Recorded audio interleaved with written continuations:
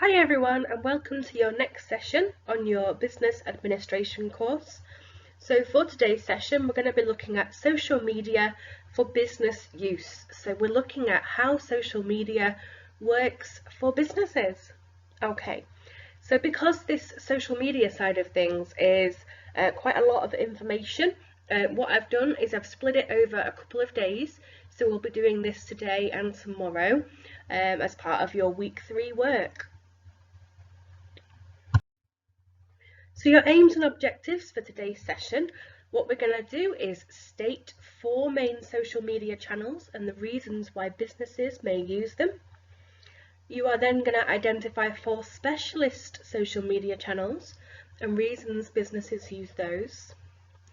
And we're going to look at the differences between those channels. So for the main social media channels, you'll probably have heard of some of those ones, but when we move on to the specialist social media channels, that's where some of you may be thinking, oh, I've never heard of any of these or a couple of these.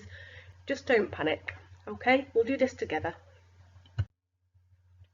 So social media is a huge part of life, businesses, and of the future as well. So currently in the pandemic that we're living in, social media for business use has become much bigger. So although we're using Microsoft Teams for our course, we could have done that over Google Classrooms, although that's a closed group. We could have done it over a Facebook group. We could have done a Messenger group as well. We use WhatsApp sometimes as well, which is a form of social media. So social media is all around us, okay? Some of you will be more familiar with social media than others, but that's okay, just stay with me. Some of you will use lots of different social media channels. Some of you may just use some of those, and some of you will not use social media at all, perhaps. And that's the same for businesses. So businesses are quite similar in that respect. So some businesses may not use social media yet. They may be in the process of doing it. You know, in the current climate, it is a way of contacting your customers that you can't actually see face to face, isn't it? In terms of why we need to do this for part of your business administration course, so we do this because it could be yourself that has to monitor or update social media as part of your job, because it is an administration role ultimately, although it's more of a marketing specialist role if you're working for a particular small company where you're perhaps doing some administration for, say, I don't know, a carpet shop that has no actual shop, they're just a shop online. One of my colleagues the other day bought some fence panels from Facebook from a shop. They just have a warehouse where they keep the fence panels. Their shop is purely digital. You could be working for something like that, doing the administration, the accounts perhaps, and you are working through Facebook with your customers, or Instagram, or different ones. So if you feel that it's not enough what I've given you, you are absolutely able to do some of your own research on the different social media channels. Don't feel that you have to limit yourself to the information that I've given you, although I have given you sort of enough to work with, I hope, for you to be able to answer the questions. But if you are really not sure, you know, you can watch some more videos about it, you can do some extra reading. If you do use different social media channels yourself, so if you are an avid user of social media, you can include different channels in your own work if you wish to. Don't feel that you have to limit yourselves to my examples, especially if you've got some knowledge of a specialist channel that you use perhaps, I don't know, for a hobby that you've got. Okay, so in terms of the first question relating to the main social media channels, what we have to focus on are the main channels in 2020. Okay, so I had to do a bit of research myself to see what the most popular ones this year were. Because social media is an ever-changing industry, we have to focus on this year rather than looking at, say, data from 2015, 2017, etc. Because in terms of technology, things have moved on.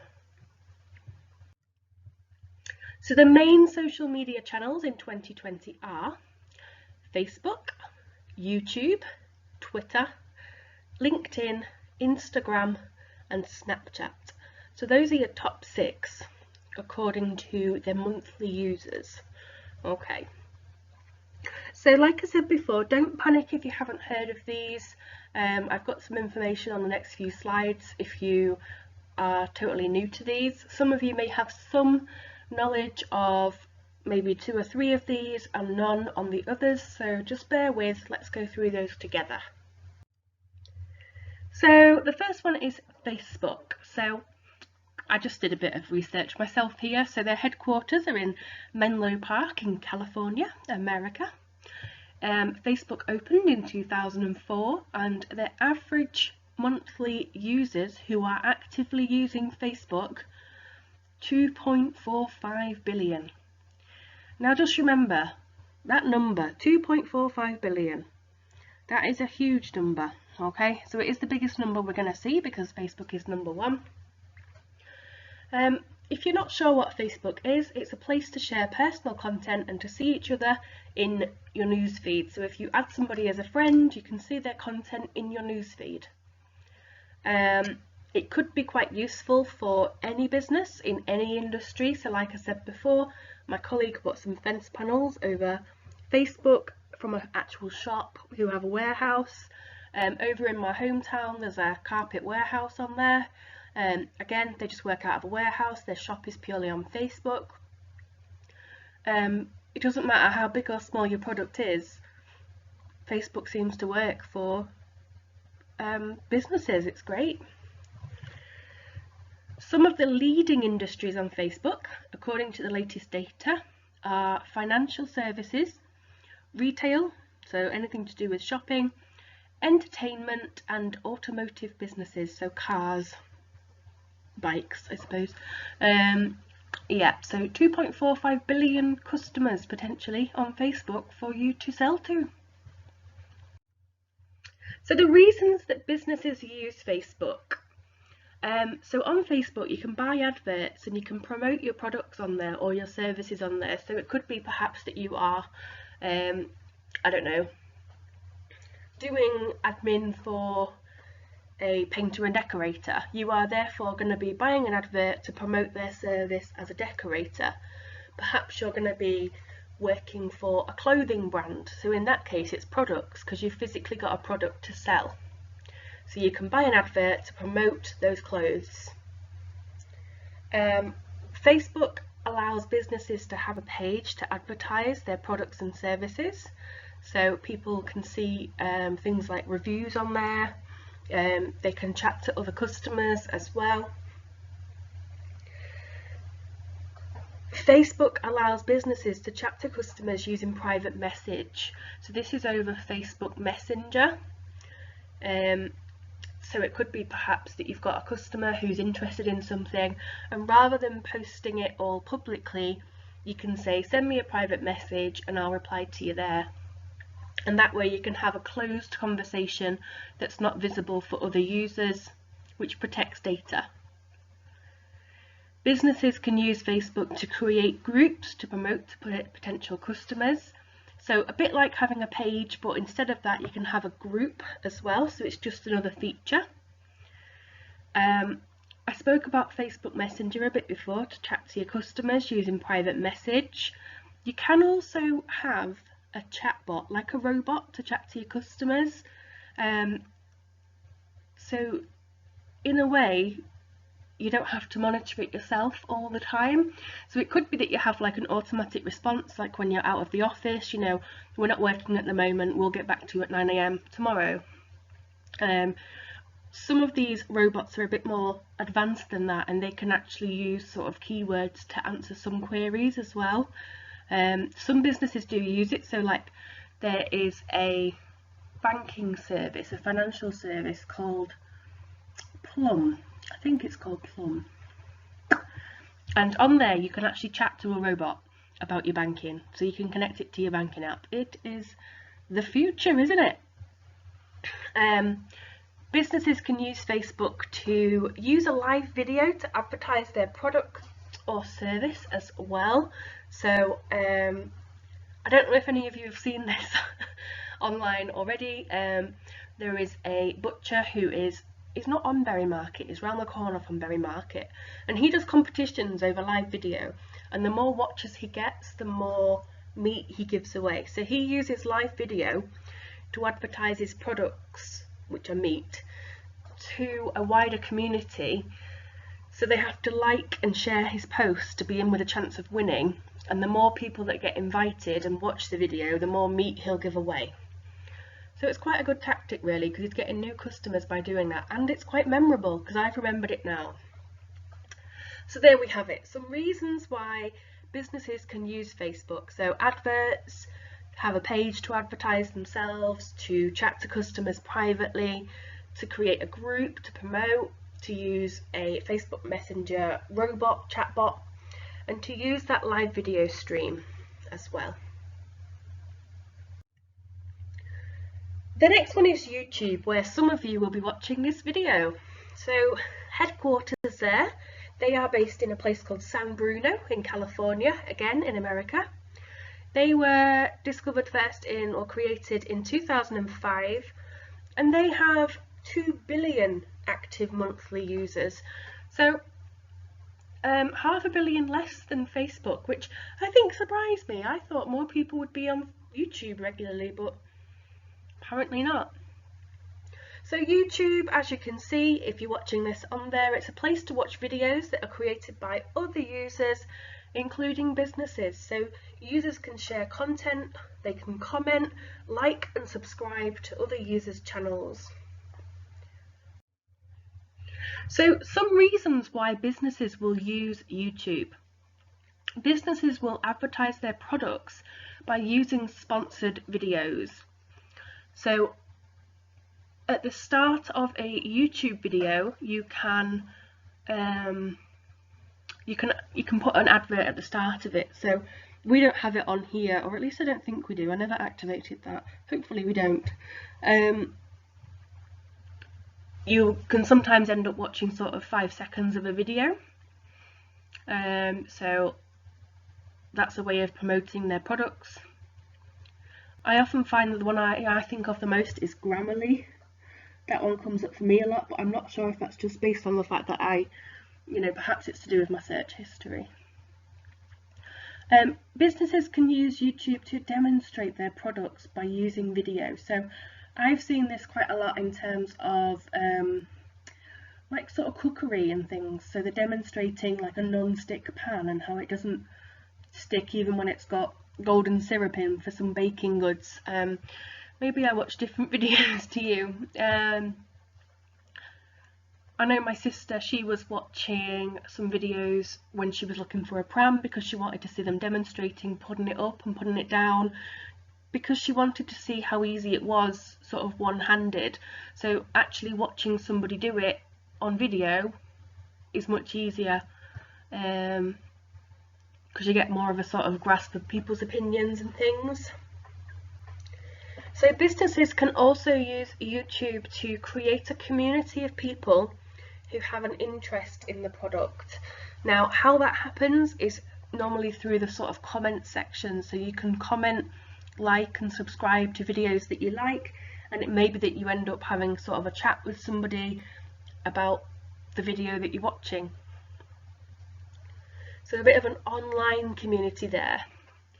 Businesses can use YouTube to show their expertise in their products. So as well as demonstrating their products, they can really showcase their expertise. So think about the TV channel QVC, but put that onto YouTube. Essentially that's what they're doing, isn't it? They are advertising to you. By showing their expertise in the products, they can also answer your technical questions in the comments section underneath the video. The next part, businesses use YouTube to show the user the brand's personality, so they put a face to the name of the business. So if you are thinking of opening your own business, perhaps this is a way that you could sort of showcase who you are, as the owner of the business. I know there was a couple of you who were thinking about perhaps opening up a business yourselves. It shows a bit of personality, so it shows that the business is perhaps more personable than just sort of, a mail order catalogue kind of thing. And another reason businesses use YouTube is it's easy to reach new customers. So when you are uploading a video to YouTube, you can choose to name it whatever you wish. You can then add tags as well. I don't use them for these because I want you to be able to find them, but not necessarily everybody else. So you can use tags so that people can find your content based on whatever it is that they're searching for.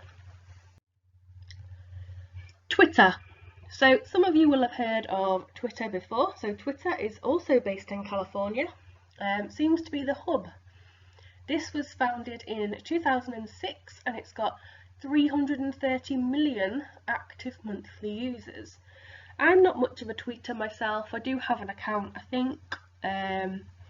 It's not for me. So what Twitter is, it's a place to share tweets and engaging with other users using hashtags. So when I say tweets, essentially a tweet is like a message or a post if you're thinking about Facebook, a comment if you're thinking about YouTube, and engaging with other users using hashtags. So if you're not sure what a hashtag is, it should be next to your @ symbol on your keyboard, so it's the one that is sort of a symbol for number. Some businesses will really succeed on Twitter. Twitter is the most suitable for businesses that work in industries such as entertainment, sports, politics or marketing. So you'll notice there that we've no longer got retail there. So if it is a product you've got rather than a service, it might not work, whereas services seem to work better. So Twitter, reasons businesses use it. Businesses use Twitter for various reasons, again, so you can buy adverts to promote your products or services. So remember, services work better. So you're going to buy a sponsored post so that more people will see your tweet, your post, tweet. Interact with existing customers and answer their questions or complaints. So that's another way of sort of giving extra customer service, really, isn't it? Businesses can use Twitter to give helpful information and advice on their products and services to potential customers. So again, they can really showcase their skills, upsell themselves quite a bit, really tell the customers what it is that they are offering you. You can use Twitter in a business context as well to grow your following by adding to threads. So threads on Twitter is the word for conversation. So you can sort of jump on someone else's thread because Twitter is mainly public. People can have private profiles, but it's mainly public. And you can jump into each other's conversations and add comments onto there, so threads. And the last one there, using hashtags. So I've given you the example of hashtag there, hashtag social media, to promote your product or service. So it could be that you hashtag, what did we have on there before? Entertainment, politics. You probably need a more unique hashtag really for your own business, but that's just examples to think about there. So that is Twitter for business. LinkedIn. So LinkedIn, again, is a California-based brand. It was made in 2003 and it's got 310 million active monthly users this year. Some of you may or may not have heard of LinkedIn. So LinkedIn is a bit like a Facebook profile, but instead of it being all about you and your life, it's about your professional life. So it's about your career. So it's a huge network of career professionals. Individuals have their job roles and responsibilities on their profiles. Again, it's up to them how much they wish to share. but they will have probably their job roles on their profiles to showcase who they are. It's almost like a status thing. More than 61 million users on LinkedIn are in senior positions, so it can be used easily to find the CEO of a business. So it can be used to find the chief, the person in charge, right at the top of that company organisation. It doesn't mean to say they'll want you to connect with them. It doesn't mean to say that they will definitely reply to you, but you can definitely find people on there who are in high power. So why do businesses use LinkedIn? What is it for? So they can advertise on LinkedIn to find new customers. So a lot of LinkedIn users work in recruitment. So they can working in recruitment, they can essentially see people's basic CVs, because on their profiles they have their job role and their responsibilities and perhaps where they went to university or college. They can see sort of their career pathway, their education pathway. So lots of recruiters work through LinkedIn to find new customers because their customers become candidates for jobs. Businesses use LinkedIn to share relevant content to your business to grow your following. So essentially it's people who are interested in your business.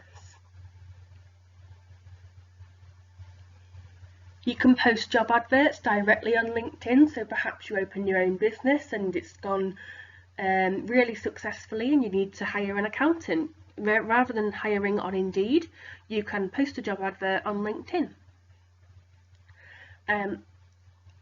Just going back to that last point from the last slide there, you can connect with the elite professionals because you can find the CEOs of large organisations. So that's how we use LinkedIn for business. Some places of work expect you to have a LinkedIn profile, some aren't too bothered. Sometimes jobs, certainly in my line of work, request my LinkedIn profile for a job application. Yeah. But it's all about sharing. If you have a personal one, sharing what you wish to share. The same with all of these, obviously. The next one is Instagram. So Instagram is based at the same headquarters as Facebook because it is owned by Facebook. So again, it's at Menlo Park in California. Notice that theme continuing. So Instagram, well, compared to the others, was a little bit later. So this was 2010. So 10 years old there. It's got 1 billion average users active users every month. So Instagram, if you're completely unaware, is a picture-based social media. So your profile is just pictures. You can have a short bio at the top about yourself, and the rest of it is just pictures, which are called a grid. They call it a grid. So it's full of eye-catching visuals and inspiring creativity. So sometimes you see people advertising their businesses on there. A lot of the time it's where people have a product, because obviously you need to be able to take a photo of it. It's very hard to take a photograph of a service. You can't really take a photograph of like marketing. So if you are perhaps working for a jewellery company, it'd be quite easy to showcase your business on there because you can physically take a photograph of the jewellery that you are selling.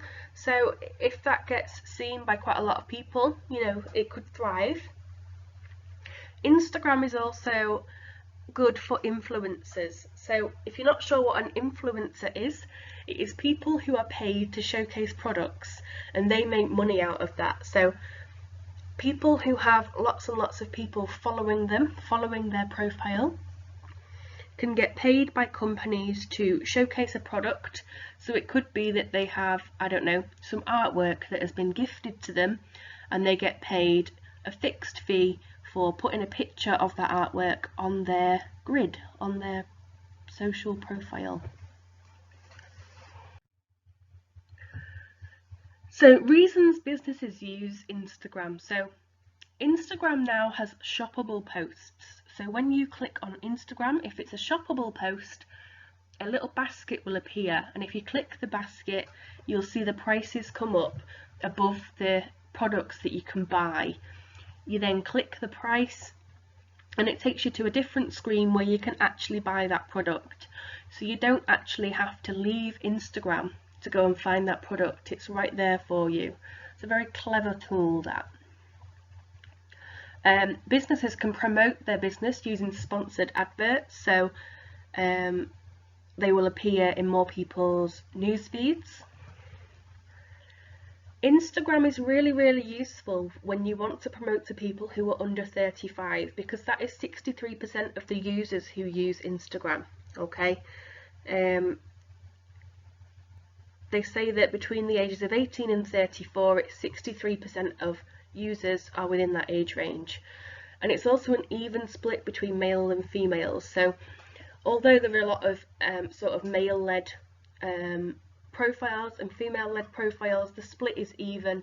So if you wanted to promote a product or a service, I suppose, to somebody within the age range of 18 to 34, Instagram is probably the one that you're going to get a lot of success on if you do it right.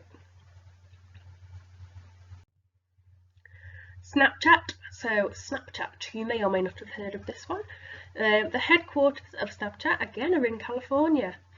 A little bit later again, so 2011 this time. The active monthly users are 360 million people. So many people across these social networks. So Snapchat is a messaging app that's used to send pictures. Those pictures are called snaps. You can also send videos, you can send drawings, and you can send text messages to other users. However, the difference here with Snapchat is the messages and pictures delete after they've been viewed. So you might be there thinking, well, why on earth would I want to spend my time and money promoting something on Snapchat for it just to disappear? I'll explain. So the reasons that businesses use Snapchat is to interact with the younger generation, because they use this more than any other group of people. They say that the average age of the users on Snapchat are age 13. So if you have a product or a service that you would like to promote to a young teenager, then this may be the way to do it. So I said before that your content disappears, okay? What you can do is you can pay for sponsored adverts which appear in the Discover section of the app. So although the messages disappear, that's when they come from people that you are friends with, that you are interacting with. What you can do is appear in the Discover section of the app, which is a separate page where there's quite big companies on there. So Cosmopolitan, the magazine, they advertise on there.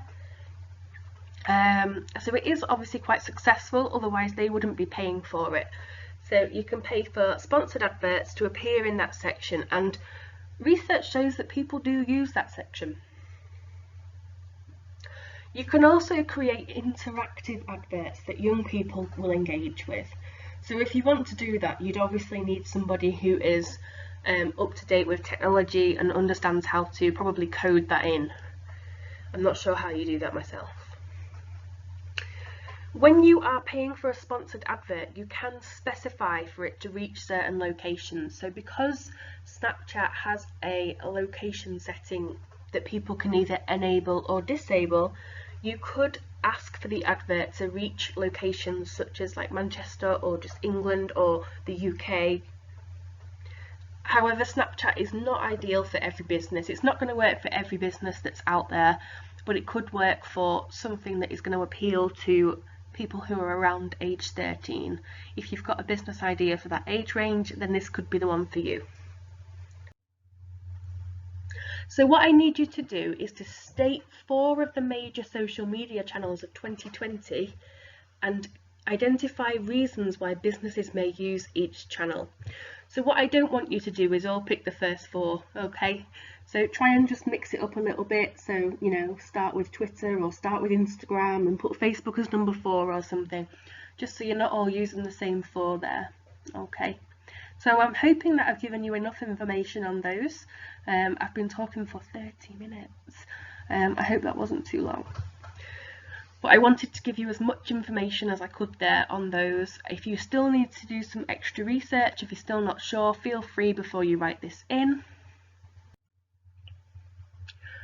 So, relating to question 2, what are the key differences between the social media channels?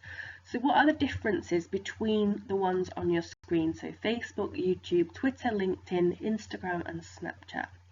So we're looking for the key differences, the main differences here.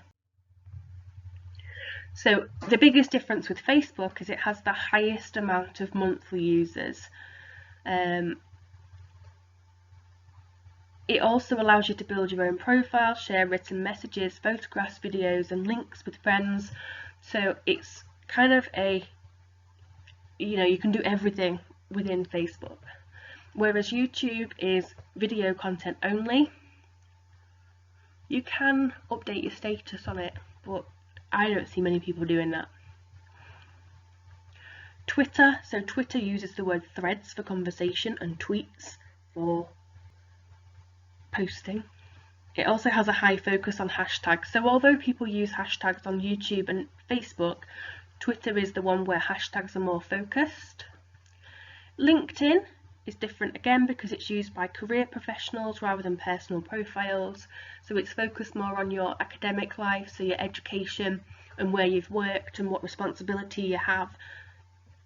Instagram, the main content is photographs but also videos, and it's also used by a much younger generation of under 34-year-olds. So 18 to 34 was your main users there, so that is one of the key differences. And Snapchat again is completely different because the messages disappear after viewing. It is very popular and it's used by mostly 13-year-olds who are the most active on there. Okay, so I hope that gives you a bit of an insight into question 2. I kind of feel like I already covered a lot of this previously, so I've gone over this a bit quick, but pause here if you want to have a read of that. And then you can start your question here. Question 2, state the main differences between the major social media channels that you stated in question 1. So just focus on those ones that you already told me about in your table on question 1. Now we're moving on to specialist social media channels. So we've looked at the 6 main social media channels on the web in 2020, but there are way more social media channels out there than just those 6. So we're now going to look at the main specialist social media channels for different types of businesses. So this time, because they are specialist, they are not necessarily going to relate to every single business that is out there. They're going to be specialist towards a particular industry. So we're going to look at these 4 here. So your first one is SoundCloud. Your second one is VeroSocial. Sometimes it's shortened to just Vero. The third one is Steam. And the fourth one is ResearchGate. Please, again, do not panic if you have not heard of these. I do have information on the next few slides for you. So SoundCloud, what is it? SoundCloud is a social media channel for music lovers and musicians. It allows music to be uploaded so other users can listen, and it has functions for users to follow music that they like, where they can interact with each other and share music that they love. So SoundCloud is mainly used by sort of amateur musicians, so people who are creating new music. Perhaps they're writing their own music, perhaps it's a hobby, or where they would like to become professional at it. It's for people who also love music and want to discuss it and discover new music. So it allows people to do all of those things because those amateur or hobby musicians can upload their video, their sounds, their music.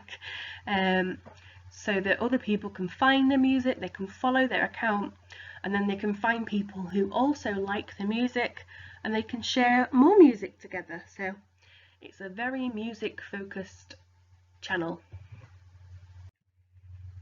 So why businesses will use this? So the businesses that will use this are going to be specialist. Like I said before, not all businesses will use this.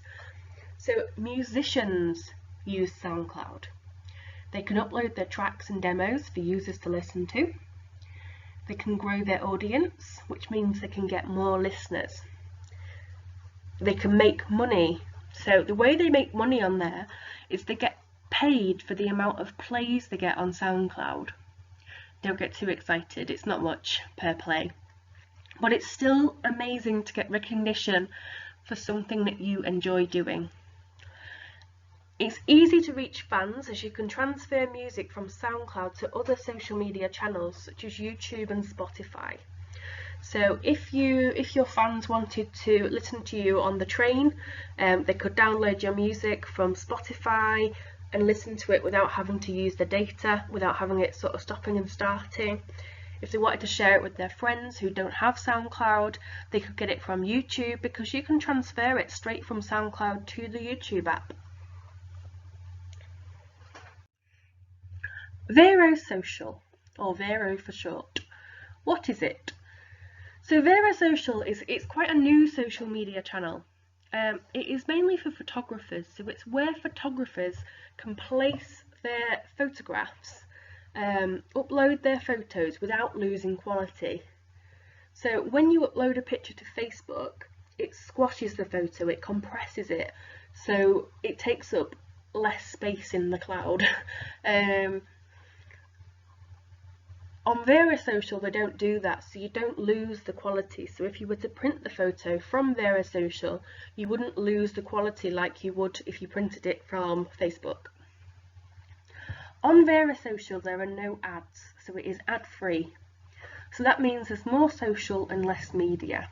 Now what I mean by that is, because there's no adverts, there's no sort of pop-ups and videos and things that are just not relevant to what you're looking for.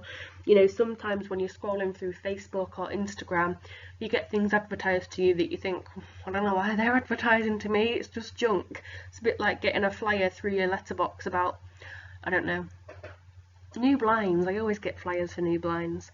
On VeroSocial you don't get that junk, you just get the content that you wish to follow. So more interactions with photographers that you wish to see, and less media, less junk. So VeroSocial, reasons businesses use it. Now again, because this is a specialist social media, it's not going to be suitable for all businesses. So photographers use VeroSocial to upload their photographs with maximum quality. Photographers use it to see other people's photographs, so they can use it for inspiration and creativity, and they can also get noticed by people who wish to buy their work or to hire you for their photography skills. So it could be that they've taken some really good wedding photos that have been showcased on VeroSocial, and people may think, wow, that's what I want my wedding photos to look like. Perhaps they've taken a really good landscape photo and somebody thinks, wow, that'd look amazing above my fireplace. People will want to buy that work if they see it. They're not going to see it if it's just left on the film reel or in a drawer somewhere. The next one is Steam. So Steam is a social media channel that's used by gamers. On Steam, people can play games, they can discuss games, and they can create games. So Steam is a digital distribution service, which means that users can download games from it to play. So if you think about it as like a host, Steam is a host social media where the people who use it can download games from it to play. So it's a bit like you when you're using your Microsoft Teams is your host, and you download your work to write in it so that you can hand it in to me.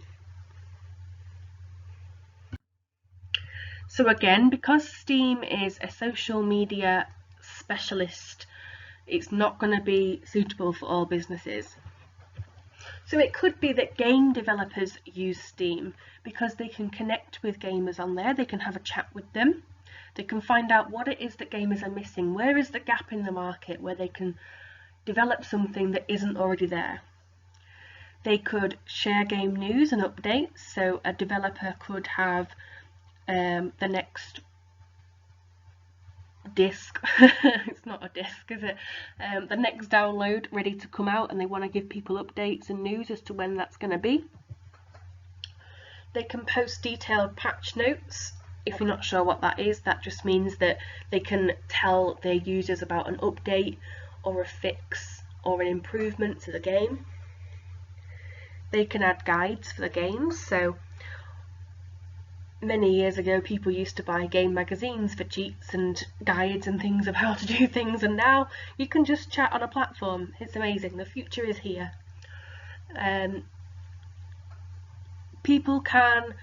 Game developers can upload exclusive Steam workshop content, so I imagine they're going to get people to pay a premium for that, but don't quote me on that. And game developers can get involved in Steam discussions with gamers, so they can find out what the gamers like about their game and what perhaps they dislike. Perhaps there's something on it that's not working properly and they need to develop the patch that we looked at before to fix it. So it's allowing the game developers to connect directly with their users, with their gamers. The last one we're looking at here is called ResearchGate. So ResearchGate is a social media channel for academics. Users can create a profile and upload their work. It's mainly focused on science, okay? So when I say it's for academics, if you're not sure what I mean by that, it's people who study for a living, so like people who work at universities, for example, people who perhaps work in laboratories and things like that.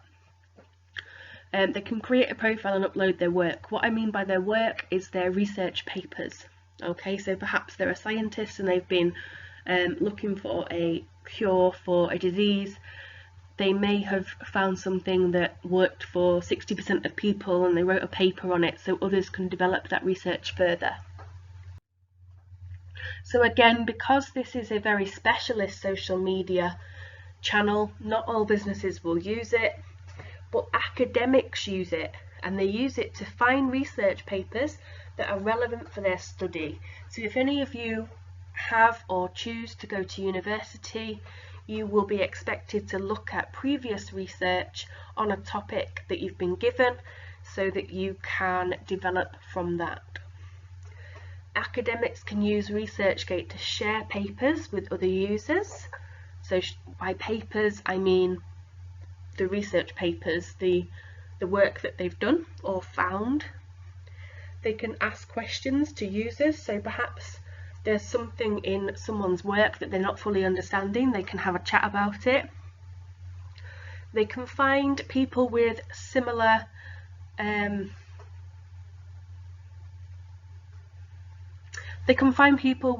interests to them, so they could find another academic scientist that they could collaborate with or they could work with, and they can gain visibility and recognition for their research. So it could be that they've got something really, really good going on, but without ResearchGate being there, they wouldn't really be able to share it with anybody to know that they have found out this amazing thing. So that's why that one is there. So again, it is a really, really specialist one, that one. So you need to state the 4 main specialist social media channels this time and identify reasons why certain types of businesses may use each channel. So notice the word there, certain types of businesses. So I've given you 4 there, okay? They're the 4 main ones that I could find. However, if you have a hobby or an interest, or if you use a different form of social media that you would like to include in your answers, then obviously you can do. That would be absolutely perfect. So just pause this video here whilst you write this one.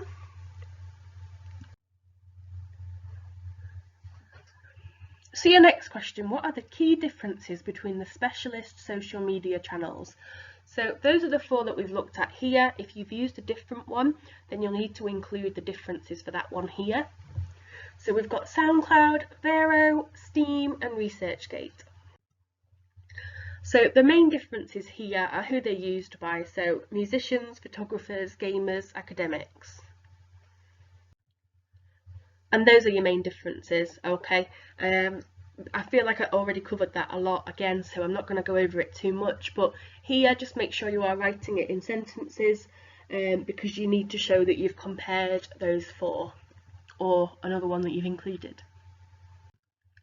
And that is the end of today's session. So only a few questions there, but what I didn't want to do was overload you with lots and lots of information because like this video is a lot longer, so I know that I've talked quite a lot about the detail of those. Some of you will have had prior knowledge and some of you may not have done. So you should now be able to state 4 main social media channels and the reasons why businesses use them. You should be able to identify 4 specialist social media channels and the reasons businesses use them. And you should be able to state the differences between those channels. Thank you for watching this video. Subscribe, like, give us that thumbs up there.